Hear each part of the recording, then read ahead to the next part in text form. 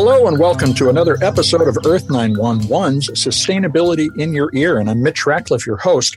We have another innovator interview. We've been looking at the extreme weather and the damage going on all over the world, but particularly here in the United States during 2020, and wanted to explore the economic consequences and planning opportunities for disaster.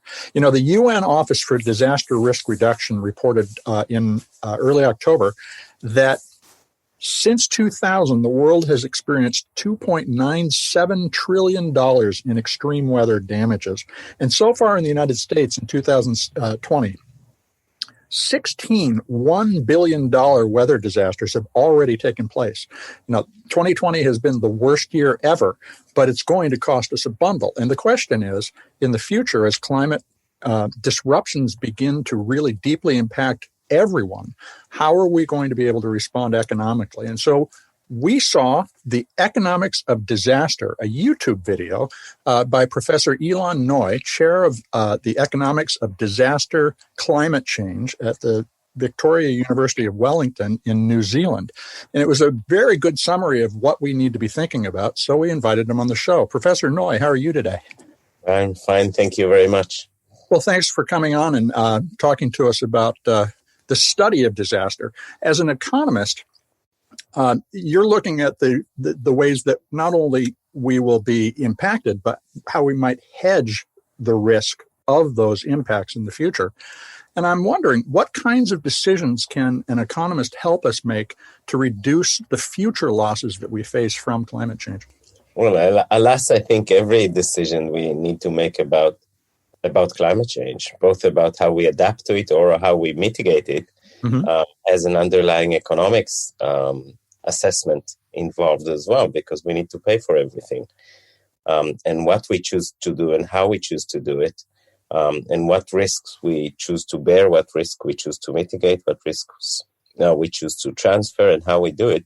These are all economic questions. And who pays for it, and what's the distributional consequences of those decisions? These are all economic questions.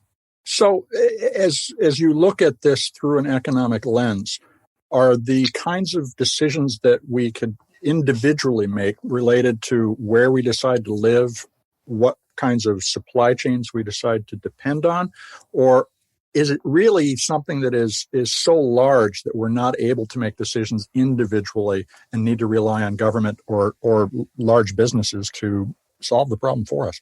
Well, it's not either or. It's everything, all of the above. So we, of course, need to adjust our own decisions.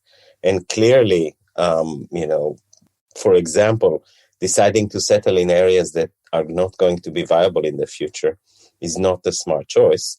And not viable because the seas are rising and therefore storm surges are going to be damaging these areas, or because increased fire risk in, say, California, in areas that are on the urban-rural border. These are clearly decisions that we need to make at an individual level, but we also need markets that will give us the right signals to where it is unsafe to build and settle. And we also need governments to regulate that and to make sure that we are not making decisions that are going to be problematic for a future government, because they would need to invest in relocation, for example, or what we call managed retreats.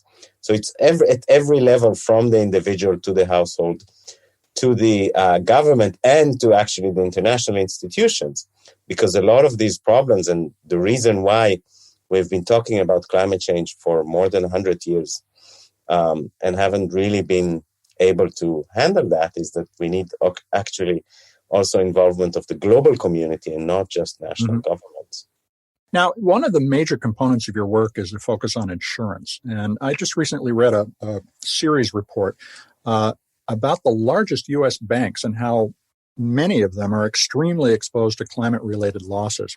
And what I'm wondering is one of the ways that we're going to first feel the impact of climate change on our financial lives is through either the failure of banks that didn't insure properly against risk, or being told finally that we can't insure ourselves against risk because we made decisions like you mentioned a moment ago. We moved somewhere that we weren't told was a risk, but is now, in fact, susceptible to climate damage. Yeah, so insurance, so let's separate insurance and banking. Okay. Because they're two separate questions. The insurance issue is quite clear. Insurance is not a solution to climate risk. Insurance is typically available on a very short-term basis, so maybe a year or in some cases 2 years.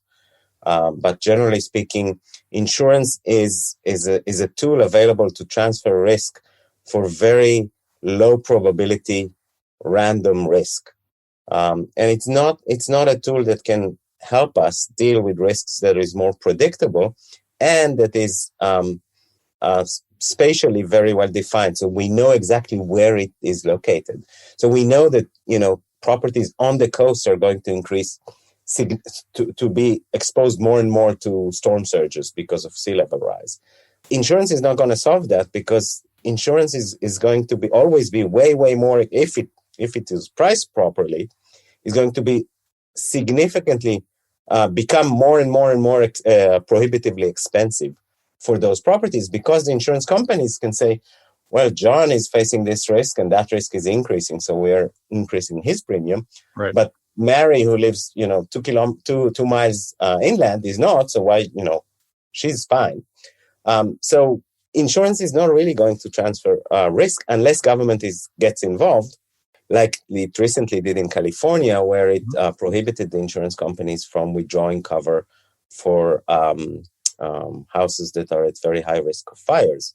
But in that case, what we end up with is typically we end up in situations where the general population is subsidizing the building of typically high-income, high-value houses in very risky locations on the coasts and or in... Malibu being an example. Yes. So the rest of California is financing Malibu or Marin County because they're paying for their insurance. And we see that with the National Flood Insurance Program in the U.S., where it's clearly a program of subsidies for rich people. Well, and with regard to the banks, I guess what I'm also gesturing at is the idea that they're going to transfer these losses to both their shareholders and potentially to their depositors if they default. And both of these represent vast, billions, trillions of dollars of equity that could evaporate as a result of poor planning on the bank's part that we aren't currently able to look into transparently and understand whether or not they're really taking risks that are rational. Yes. So the banks is another issue that is interesting because the banks' commitment to a specific location is long term because they're lending. The mortgages are long term, 30 or sometimes even 40 years, while the insurance only has a commitment for 12 months. And once an insurance withdraws, then that's a loss to the bank because that is already a reduction in the price of a property. So what we see when insurance is no longer available, the price of properties goes down. That means that owners that were leveraged, that had a low equity in the house, are already under, and they can easily default on their mortgage, and probably should default on their mortgage. And in that case, the bank ends up with a property that is worth a lot less than the value of the mortgage, so that we can end up with significant losses in the banking sector. Up to now, the banking sector globally has not quite been not quite stepped up to the plate in terms of understanding their climate change risks. We're seeing increasing attempt at the international level of trying to convince banks to assess their climate risks or climate change risks more transparently and actually even internally do that. And we've seen a few countries, my own New Zealand probably being a prime example, where the government recently announced that the banks will have to provide a report on their climate change exposure annually. But this is still the exception rather than the rule. We clearly don't have something similar to that in the US. Yes, I think there's other instances in which that would have been wiser. Indeed. Now, during your YouTube program, you mentioned that economists can answer the question, is it worthwhile to? And I'm wondering if you could answer the following, is it worthwhile to questions for me. And the first one is it worthwhile to continue to encourage home and commercial construction anywhere near coasts? Depending on, well, near coast is, if it's above the coast, then it's fine, right? If it's a hill over the ocean, that's not a problem. So you're talking about low-level lying areas next to the coast. Clearly not. The sea level is rising. There's no question about that. The science is so solid on that, and the past observations are so solid on that. We know the sea level is rising. We know roughly at the speed it is rising right now. There's significant uncertainty around the future in terms of how fast it will rise in the future. And we need to take that into account. So building a settling on the coast means a commitment that is very, very long-term, because it is very difficult. Once you have established a community on the coast, it is very difficult to remove. So we've seen that, for example, in the US, FEMA has been trying for 30 or 40 years now to remove houses in which that are repeatedly flooded, and convince owners to resettle elsewhere so that they are not repeatedly flooded and not present a very high liability to the National Flood Insurance Program, which is funded by FEMA. And up to now, I think over 30 or odd years, they've managed to do that to 40,000 houses, which is frankly nothing. Given the scale of the problem, it's very difficult to and there's a lot of legal complications involved in trying to convince people to move from the coast. And there's, of course, a lot of loss of property and a loss of wealth associated with that. So if we don't want to experience that in the future, why build there in the first place?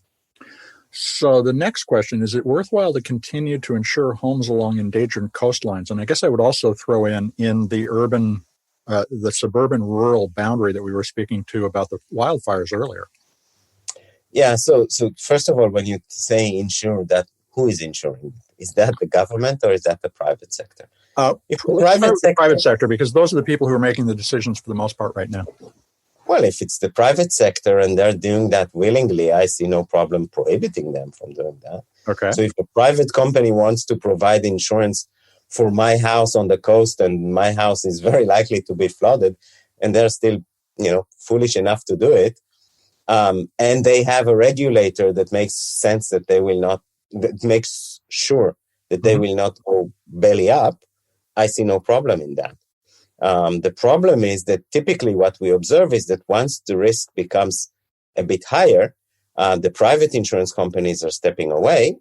And we've seen that in Florida in the 1990s with hurricane risk. We've seen that in California with earthquake risk after the Northridge earthquake in 1994. And we saw that just this year in California with fire risk. The private insurers step away, and then the government steps in and provides these either, in various ways. And in California and in Florida and with fire and earthquake, in each case, it was done somewhat differently, but it always ends up with some kind of a weird patchwork arrangement that ends up providing subsidized insurance to those at-risk properties. And that subsidized insurance is clearly the wrong way to go. Yeah, so you would not advise a government to continue to insure those people, and you would, to go back to the FEMA project we were talking about, encourage them to move with some form of subsidy for a new location. And just as an example, I would point to, I have a friend who just lost their third house in Santa Rosa. They have been able to rebuild or move into a new home because of their private insurance 3 times, and now they are out of a home again.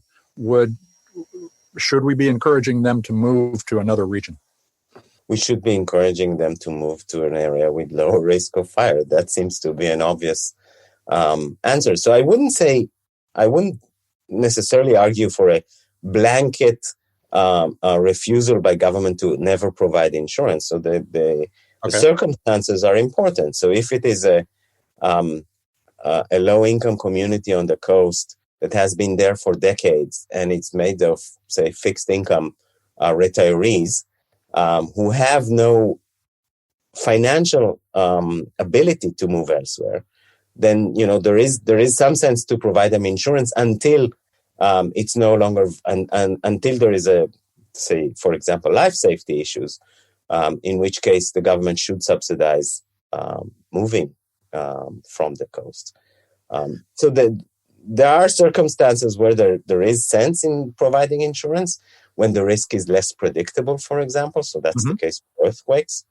We typically don't have a very good understanding where earthquakes hit and where the destruction will be.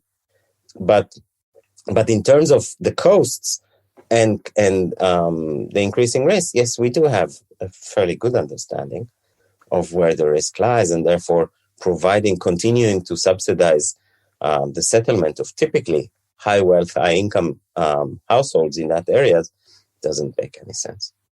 So let me put a slightly different spin on the is it worthwhile question. Rather than to continue to do something, is it a good idea? Is it worthwhile now to start to relocate major supply chain and transportation hubs from existing ports on the coast to new locations that are better prepared for climate change? Ports will inevitably have to be on the coast, but the transport hubs and the sort of supply chain sort of hubs for that which are usually co-located with the port. Yeah, and of course we should do that, and that seems to be something that is already happening in many places. In a lot of places, those properties, those hubs, and those ports are privately owned. The private sector, as long as we don't provide them the wrong incentives and the wrong signals and the blanket coverage, insurance coverage, will do that. So I'm less worried about infrastructure like that. I am more worried about individuals, and especially those individuals that don't have the ability to move away from those high-risk areas, or those individuals that are just subsidized at the taxpayers' cost to stay there. So that's where my main concern is. It's not really at the issue of these large-scale infrastructure. Some large-scale infrastructure is so valuable that we will just have to keep protecting it there. And we have the technology. The Dutch have shown us that you can even live below sea level, but that's very expensive. In most cases, it's much more economically sensible to just move it inland. And we have, in the US, you have plenty of space. We like to think so. So is it more expensive to move people after a disaster or before? And I would ask you to share the story of how Jakarta is being relocated. It was an interesting story you told. So by expensive, the question is, who pays? Expensive for whom? Well, let me ask it this way. Overall, net, regardless of who pays, when the disaster has happened, is it just more expensive because now there's demand for the solution as compared to before the disaster, and the solution is not in demand? By waiting, do we raise the cost of this? Not necessarily. So I think in many instances it might make sense to wait, but then have mechanisms in place so that when a disaster strikes, you don't rebuild at the same place, but you rebuild elsewhere where it is safer. If you anyway have to rebuild, it might make sense in some instances, as long as you can do it efficiently and you have the systems in place, to wait until a disaster, and so put one big caveat there, as long as there is no risk to life. Mm-hmm. So if, for example, the risk we're talking about is storm surges because of sea level rise in coastal areas in, say, California, that typically doesn't lead to a loss of life because we have significant warnings, early warnings on that.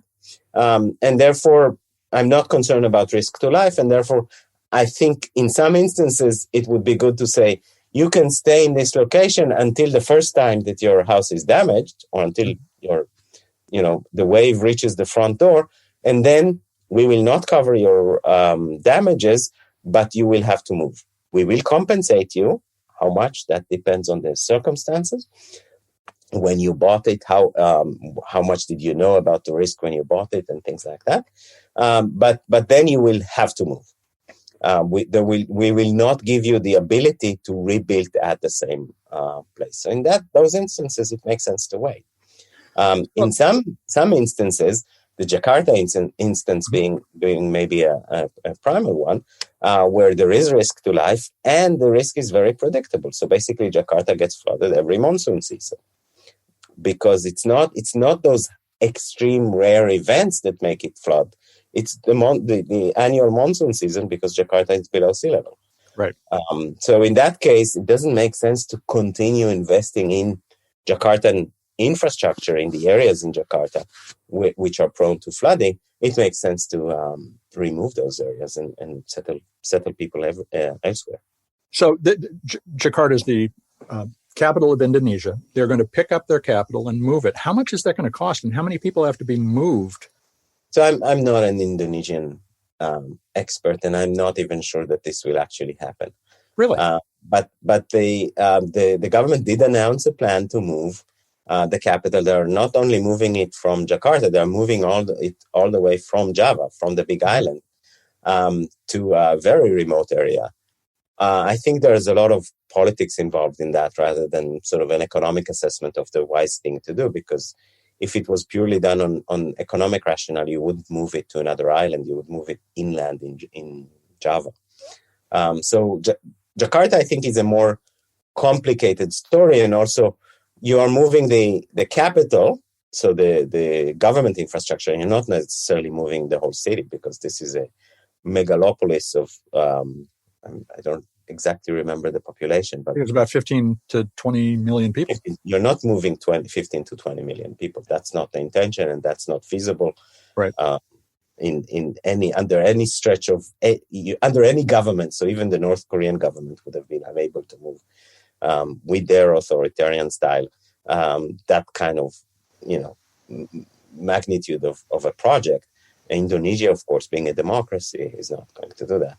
But the intention is to move the government infrastructure with the hope that will entail a significant movement of population that is associated with the government to that area. But whether that will happen or not, we're not sure.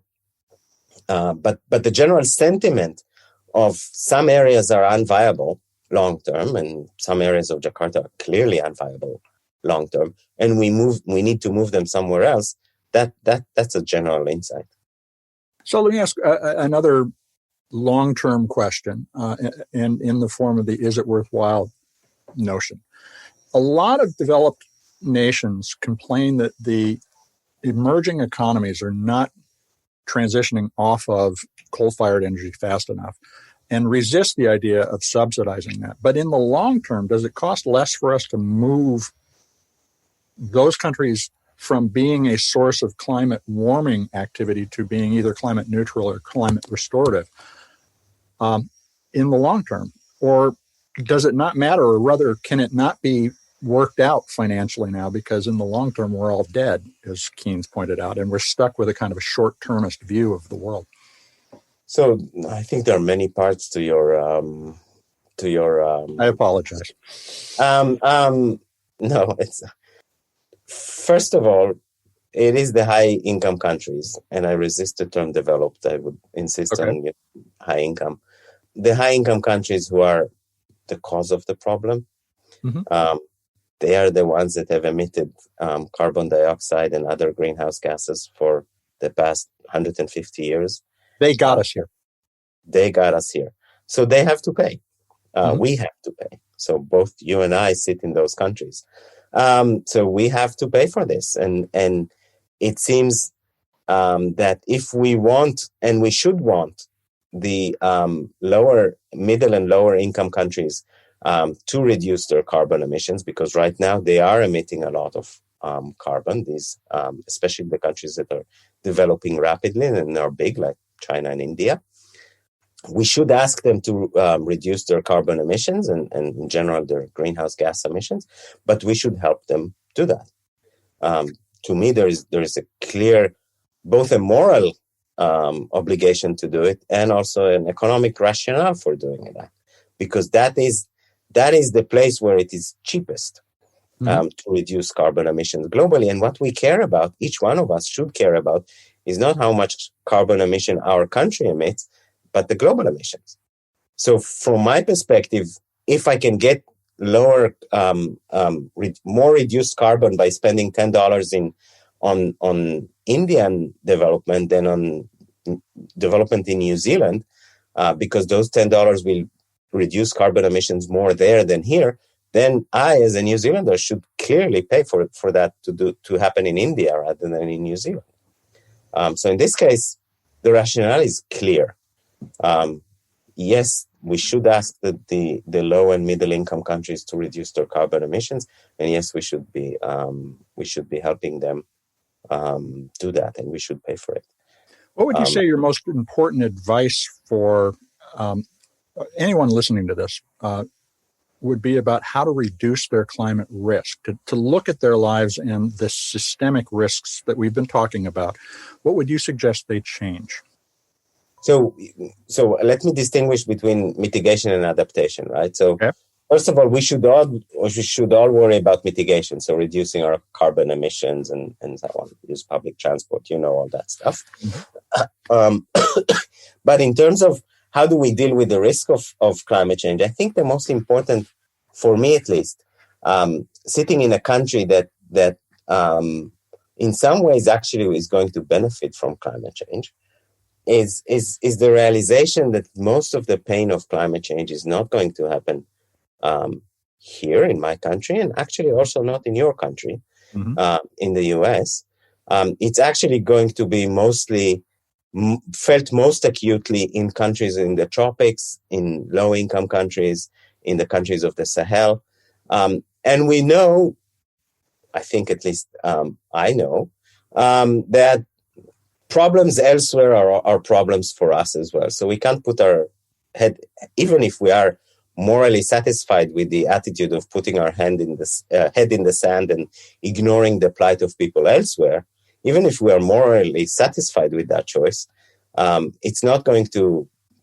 We live in a connected world, and we've seen that with the migration crises in Europe, largely triggered by, or at least partially triggered by changing climate in the Sahel and in the Middle East.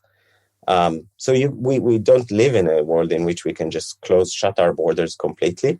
Although I'm saying this with a bit of irony because I live now on an island that has shut its borders completely to the rest of the world. And you're talking to an American. We build walls. No, but we're doing this, of course, because of the COVID crisis, right? Oh, I know. But long term, this is not a viable strategy everywhere, and we should be aware of the fact that we need to help other countries adapt to climate change, even if our own country can easily, not easily, but with some effort, can afford to adapt to climate change risks, because it is going. The biggest risk for us is the global risk, rather than the individual risk for each one of us. Many of us can easily protect ourselves, especially if we live in a wealthy country and we are ourselves wealthy. We can protect this. It's the people who can't who will be facing the most risks.